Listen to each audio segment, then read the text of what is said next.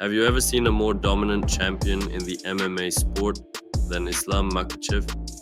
But his dominance does not come just from his stunning wrestling, but from being a complete fighter and pound for pound the best fighter in the UFC organization. Because facing Islam Makhachev isn't just a fight, it's survival. But that is nothing shocking due to his training partners and, of course, where he comes from. While he did not only train with the most skilled, powerful, and even undisputed champion, the reason for all of them is the training style and conditions in which they were training.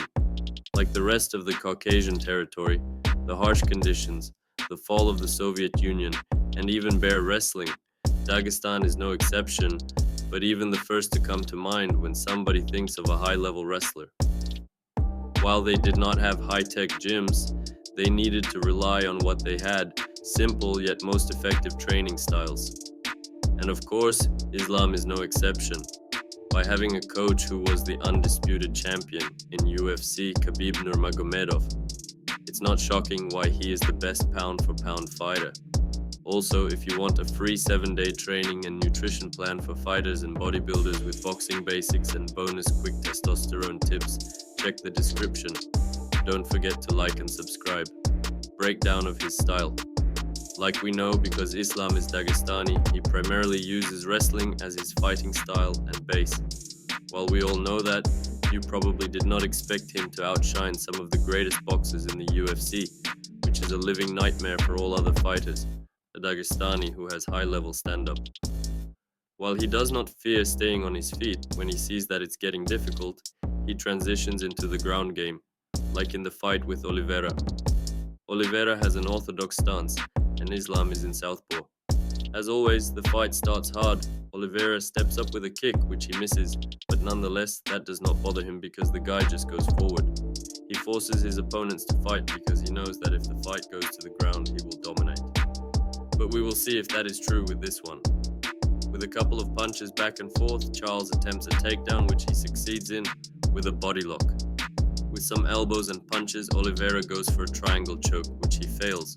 With more ground and pound, they scramble and eventually get up and get into a clinch. A couple of knees, and Islam takes his chance, throws a harai goshi, and trips him. Islam tries to wear him down and land a couple of punches and elbows until the end of the round. As the second round starts, Oliveira moves much slower. He has seen that the ground game is tough, but he will try to stay on his feet this round. Charles throws a kick. Islam checks. Next, Islam throws an overhand, which he misses. Charles throws an uppercut, which he lightly lands, and follows with a cross, which gets countered with Islam's lead hook, but no serious damage. Next, Islam throws a head kick, which Oliveira checks, and Oliveira throws a lead hook, which he misses. They end up in the clinch again, and Oliveira tries to throw, which did not end quite well. Not a very smart decision to throw a Dagestani. Next, they get to the cage and clinch again. In this position, Islam can recover and regain strength a little bit. After one failed takedown attempt, he lands a couple of knees and backs off, but still not too far. He keeps Oliveira against the cage. They slow down a little, but Islam looks more crisp. Next, Islam backs him up, throws a light cross and lead hook, and what Islam planned worked. He gassed him out. Oliveira is now disconnected from his body, slower with reactions and punches, and just trying to survive. Next, Oliveira tries to pressure and close the distance. He attempts a double flying knee and misses, which Islam punishes with his rear hook, dropping Oliveira. Typically, fighters could afford to make these mistakes because nobody wanted to get into a scramble with Oliveira, but that is not the same for Islam. Islam gets down, passes his guard, grabs the arm triangle, and finishes it. Beautiful. Training. If you want to have Makhachev's style and train like him, to become relentless not only physically but mentally too, you need to start with grappling. Like I said earlier, these Dagestanis mostly wrestle because that's in their culture. Even if you did not grow up in the mountains and did not wrestle with bears, you can still focus on what you have. If you are currently training MMA, attend mostly grappling classes and focus on really getting better. First, master the basics: single leg, double leg, transitions, sprawls, then move to body locks, triangles, and even some judo throws. Islam uses judo a lot, but if you do not train MMA and want to perfect your grappling, you should go to a wrestling gym if you have one nearby. If you don't, you should stick with what you have. Find a judo or BJJ dojo, but if you don't have any available, don't worry, you can still master the basics. You can find everything on the internet. Start with stance and movement, practice footwork, staying low, balanced, and explosive. You can use shadow wrestling, pretending like you are in a fight. If you can find a friend to learn together, progress will be 10 times faster. But if you don't, buy a dummy and again use online resources. You can find an online trainer or watch YouTube. Use the resources you have like Dagestanis do. For his striking, I can say it is very effective and smart, setting up takedowns with striking. He's also a southpaw, so if you are a southpaw, you can learn a lot from this guy.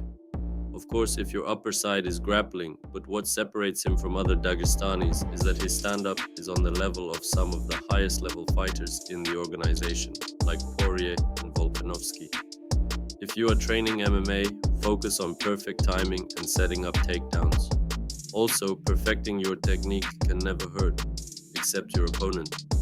But if you want to focus just on stand-up, of course, pay for a month at a kickboxing gym.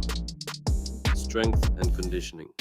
What I said earlier, in the mountains of Dagestan, there was no special equipment, and they needed to use what they had. And here is what separates Islam and all Dagestanis from other fighters. Their opponents quickly learned that these fighters are not just tough, but mountains themselves.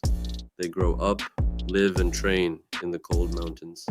And that's what gave them that unreal strength in the first place. I think his strength and conditioning changed due to becoming a little wealthier and adding more equipment. But still, nonetheless, the fundamental exercises are the most important and what made him so powerful in the first place. Let's start with building that gas tank. The first benefit of training in Dagestan is that they are at a high altitude. When they are running, sprinting, carrying stones and logs and wrestling, they are training in thin air with very little oxygen.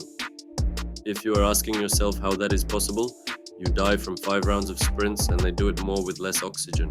There is a thing called Wolff's Law. It says, what does not kill you makes you stronger. Training at a high altitude with little oxygen forces your body to produce more red blood cells to handle the lack of oxygen. So when they come back to lower altitudes, nobody can match them in cardio. Even if you don't have a mountain nearby, you can still find a high hill, run, sprint, and even use what nature has to offer. Carry rocks or logs, or use them in a circular motion around your head for shoulder stability and strength. If you have a friend to train with, wrestle on the hill.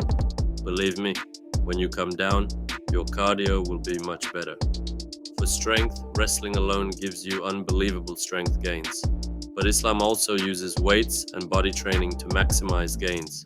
Heavy bench press, deadlifts, and squats, which are fundamental compound movements for strength. But strength is useless without explosiveness. One of the most underrated exercises for explosiveness is sledgehammer slams. Also, sprints and plyometric push-ups make you unbelievably explosive. Thank you for watching. If you got value from this, drop a like, share it with someone who needs it, and hit subscribe for more. See you next time. Have you ever thought about learning a martial art like boxing, but felt held back by a lack of time or nerves over starting with no skills, or even the fear of getting hurt? Or, if you already have some boxing experience, would you like to build a physique designed to make you faster, more explosive, and powerful with endurance that's tailored to striking? Imagine building a body that's not only visually impressive but also complements your boxing skills. With a focus on nutrition for recovery, boosting testosterone, maximizing energy, and overall health, backed by my extensive study of reaching the highest natural testosterone levels possible, this program gives you everything you need and more. Take control, train like a predator, and unleash your full potential like a tiger.